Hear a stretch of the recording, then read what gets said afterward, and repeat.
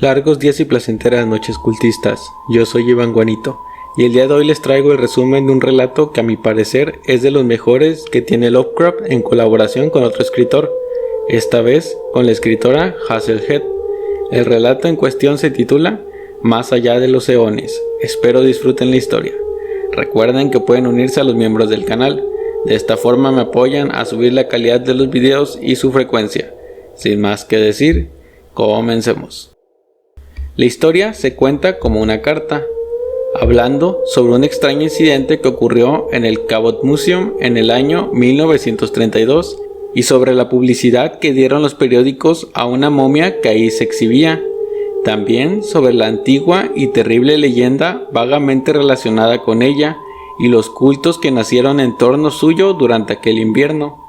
Todo tenía que ver con el espantoso final de dos intrusos, ocurrido el día 1 de diciembre de aquel año, circunstancias que dieron lugar a uno de esos misterios clásicos que se transfieren a través de las generaciones y llegan a convertirse en el núcleo de auténticas leyendas urbanas. Las alusiones que hicieron en un principio acerca del estado de uno de los cuerpos fueron silenciadas y pasadas por alto. Tampoco se dio publicidad a las extraordinarias modificaciones experimentadas por la momia, y otra cosa que sorprendió al público fue el hecho singular de que nunca más se restituyera la momia a la vitrina donde estuvo expuesta. El escritor de la carta se presenta como el Dr. Johnson, un miembro del gabinete de conservación del museo, el cual quiere revelar los hechos omitidos de aquel incidente. Dice que mientras está en vida no mostrará el texto, pero que lo colocará entre los diversos documentos que se deberán examinar después de su muerte. El hombre que escribe la carta admite que ciertas amenazas y hechos extraordinarios acontecidos durante pasadas semanas le han llevado a pensar que su vida, así como la de los demás miembros del museo, están en peligro por insidias de ciertas sociedades secretas de orden místico de procedencia asiática y polinesia. Los hechos empezaron allá por el año 1879, cuando el museo adquirió una misteriosa momia. Su descubrimiento constituyó en sí un suceso ominoso, ya que provenía de una cripta de origen desconocido, hallada en un islote que emergió repentinamente del fondo del Pacífico. Fue el 11 de mayo de 1878 que el capitán Charles Waterby del carguero Eridanus avistó una isla de evidente origen volcánico, no consignada en las cartas de navegación. Tras una breve inspección, se dieron cuenta de que se encontraban ante un enigma arqueológico. Finalmente los marineros entraron en una sólida cripta de piedra y allí, acurrucada en un rincón, hallaron a la momia. Junto al cuerpo, como si hubiera estado una vez entre sus ropajes, había un cilindro de metal desconocido que contenía un rollo de membrana blanqueazul de naturaleza igualmente desconocida. En el centro del gran piso de piedra había algo así como una losa movible, pero la expedición carecía de los medios adecuados para abrirla. El Cabot Museum tuvo noticia del descubrimiento e inmediatamente hizo las gestiones para adquirir la momia y el cilindro. Pickman, miembro también del museo, realizó un viaje de reconocimiento de la cripta, donde habían descubierto el ejemplar.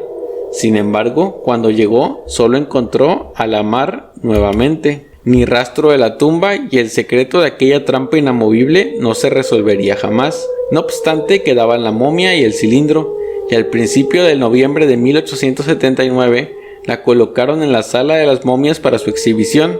El Cabot Museum de Arqueología, especializado en restos de civilizaciones antiguas y desconocidas que no caen dentro del dominio del arte, era una institución sencilla, pero la sala de las momias estaba considerada por historiadores y antropólogos como la mejor de América en su género. La momia correspondía a un hombre de estatura mediana, de raza desconocida, el rostro protegido a medias por unas manos casi en forma de garras. Sus ojos estaban cerrados con los párpados apretados fuertemente sobre unos ojos abultados y saltones. La diversidad de fechas que se asignaron a la hipotética y desaparecida cultura era un misterio. Entretanto, el extraño cilindro y el indescifrable rollo de desconocidos jeroglíficos recibía también su parte de atención pública. El cilindro, de unos 10 centímetros de diámetro, era de un metal iridiscente que desafiaba cualquier análisis químico, ya que por lo visto era resistente a todo reactivo. Unos cuantos eruditos sorprendentemente versados en literatura ocultista y mágica encontraron vagas semejanzas entre algunos de los jeroglíficos del libro del Bon, los fragmentos pacnóticos y el monstruoso y prohibido Necronomicon. Pero prácticamente ningún ocultista, ningún estudioso de las ciencias esotéricas del pasado primordial había orientado su atención hacia el extraño rollo, hasta el estallido de sensacionalismo periodístico que precipitó el horrible desenlace. Así pues, el tiempo transcurrió en forma relativamente apacible durante los 50 años siguientes a la instalación de la espantosa momia en el museo. Aquella criatura horrible adquirió cierta celebridad local entre la gente cultivada de Boston, pero nada más. Por lo que se refiere al cilindro y al rollo, después de infructuosos estudios, el asunto cayó materialmente en el olvido. La invasión periodística comenzó entonces la primavera de 1931, cuando una compra de naturaleza un tanto espectacular puso al museo en las primeras columnas de la prensa.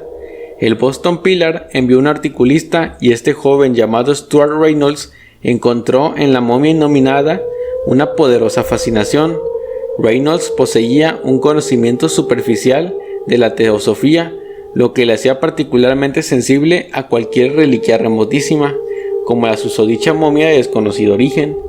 El 5 de abril apareció su artículo en la edición dominical del Pillar, literalmente ahogado entre fotografías de la momia, del cilindro y de los jeroglíficos del rollo. La consecuencia fue que el museo comenzó a llenarse de una muchedumbre parlanchina y fisgona que nunca había conocido sus majestuosos corredores. La concurrencia del museo se triplicó y este crecimiento se veía a diario por la abundante correspondencia que sobre este tema se recibía en el museo. Con el tiempo, relacionaron a la momia con el libro negro de Friedrich von Schunz. Aquellas historias giraban en torno a una nación y un continente perdido en la nebulosa era primordial. Se hacía referencia a humanos que hallaron ruinas monstruosas, abandonadas por unos remotos moradores, seres extraños venidos de las estrellas en oscuras oleadas y que vivieron durante miles y miles de siglos en un mundo ignorado y naciente.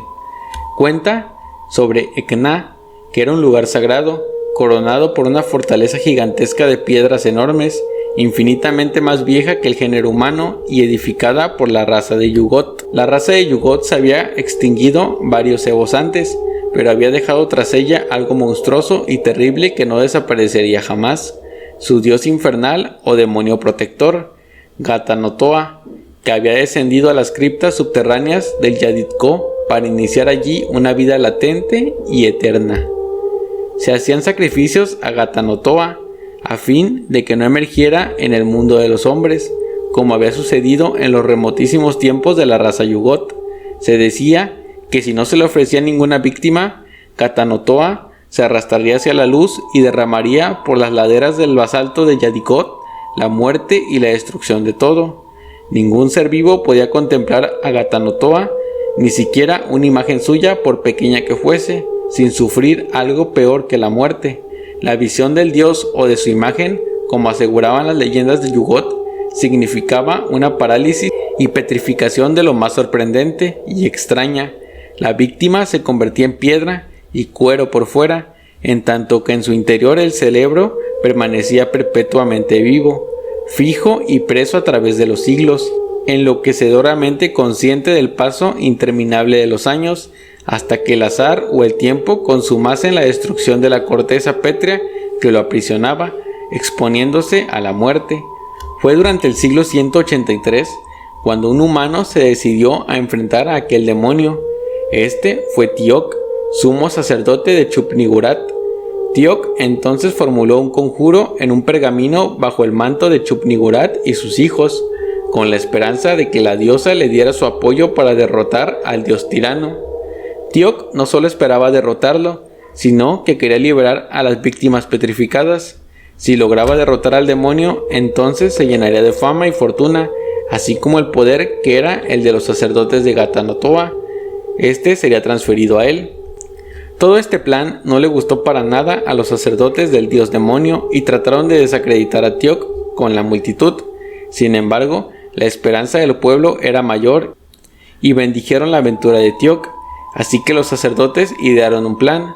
Una noche, Imashmo, el sumo sacerdote, se introdujo clandestinamente en la cámara de Tioc y le sustrajo el cilindro de metal mientras dormía. Sacó en silencio el texto poderoso y colocó en su lugar otro muy parecido, pero totalmente ineficaz contra el dios demonio. A la mañana siguiente, el pueblo contempló la diminuta silueta de Tioc, que se esforzaba en ascender por la lejana ladera del basalto.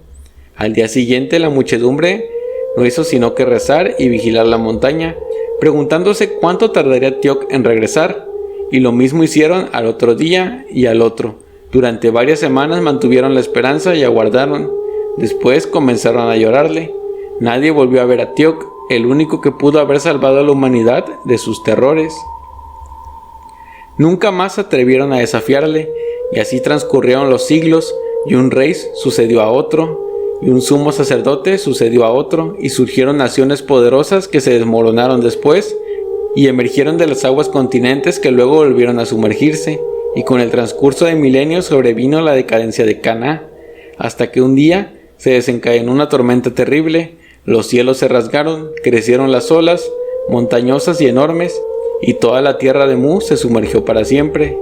Se decía que determinada línea secreta de sacerdotes conservaba aún el verdadero talismán contra Gatanotoa, el que Imashmo había robado a Tioc mientras dormía, aunque no quedaba nadie que pudiera leer o entender las palabras secretas. Después de lo descubierto en el libro negro, se hicieron saber noticias sobre cultos en las inmediaciones del museo. Cada vez había más personas de aspecto exótico que preguntaban invariablemente por la sala de las momias. Uno de los guardias empezó a imaginar cosas. Afirmaba que veía que la momia se movía un poco cada tanto, en la flexión de las manos agarrotadas y en la expresión aterradora del rostro correoso. Hubo entonces un intento de apoderamiento de la momia, cortando el cristal de su vitrina. El delincuente fue sorprendido a tiempo por un guardia y detenido antes de que pudiera causar ningún desperfecto. Escasamente una semana después del incidente hubo otro intento de llegar a la momia, seguido de un segundo arresto. Durante las primeras horas de la madrugada del jueves del 1 de diciembre sobrevino el desenlace. A eso de la 1 se oyeron unos espantosos alaridos de terror y de agonía que salieron del museo. Cuando llegó el personal del museo, un silencio sepulcral lo envolvió todo. Encendieron las luces del edificio desde las llaves centrales del corredor. Subieron con cautela por las escaleras circulares que llevaban a las momias. Entonces vieron la escena. Estaban muertos los dos intrusos. En los dos rostros se veía pintado la más frenética e inhumana expresión de horror. El primero se había desplomado muy cerca de la vitrina de la momia, en cuyo cristal habían cortado limpiamente un rectángulo. En su mano derecha sostenía un rollo de pergamino. Aquel hombre había muerto a consecuencia de una impresión irresistible de terror. Pero fue el cuerpo del segundo que estaba allí cerca lo más impresionante. El desdichado, que poco antes había podido considerarse como un fornido, era ahora una figura rígida de color gris ceniza y petrificada, una mezcla de roca y tejido fibroso, idéntica en todos los aspectos a aquella cosa abominable acurrucada antiquísima que se guardaba en la vitrina que acababan de profanar. Y no era eso lo peor, ya que la postura de la momia en la vitrina ya tenía otra postura que se notaba de manera clara y evidente. Sus infernales ojos abultados se habían abierto por completo y parecían mirar directamente a los dos intrusos que habían muerto. A cada momento se sentían tentados a mirar a aquellos ojos saltones. El personal del museo entonces se decidió a examinar con detenimiento aquellas pupilas de pez, mientras los demás se agrupaban esperando el resultado. En el fondo de la retina había una escena oscuramente perfilada, que indudablemente era reflejo de lo último que aquellos ojos habían visto en vida, hacía millones de años quizá. Con el amplificador vieron mejor la imagen y pudieron observar una cámara en la cual los muros tenían relieves tan horribles que les produjeron náuseas a los presentes. En el centro de la cámara había una descomunal trampa de piedra levantada para dejar pasar a algo que surgía de las profundidades. Aquel ser que brotaba del mundo inferior debió de haber sido claramente visible antes. En realidad, tuvo que serlo cuando los ojos de la momia se abrieron por primera vez ante los intrusos sorprendidos por el terror. Los ojos de la momia habían retenido el poder de Gatanotoa para momificar a cualquiera que la vea, convirtiendo a uno de los ladrones en una momia, pero la imagen se había desvanecido significativamente cuando el taxidermista la examinó, solo causándole un susto. Aunque no entiende lo que ha visto, el curador está terriblemente conmocionado y ordena la disección de la momia el 8 de diciembre del mismo año. El Dr. Johnson y el taxidermista, así como los demás empleados del museo, se sorprenden de que la momia sea de hecho los restos de Teal'c, pero la peor parte ocurrió a las 3:30 de la tarde, que fue cuando abrieron el cráneo, y 10 minutos más tarde el grupo horrorizado juró mantener en secreto el resultado de la autopsia, que solo documentos custodiados, como este manuscrito, pueden llegar a revelar un día. Incluso los dos periodistas prometieron guardar idéntico silencio, porque la trepanación acababa de dejar al descubierto un cerebro vivo y palpitante, un cerebro consciente de su alrededor, atrapado por milenios en una cáscara gris y seca. Como nota de los albaceas del Dr. Johnson, se nos dice que murió de modo repentino de una crisis cardíaca, pero bajo circunstancias un tanto misteriosas el 22 de abril de 1933. Wentworth Moore, el taxidermista del museo, desapareció a mediados del mes anterior a este, y el 18 de febrero del mismo año el Dr. William Minot, que dirigió la autopsia relacionada con el caso, fue apuñalado por la espalda, falleciendo al día siguiente. Y así termina la historia.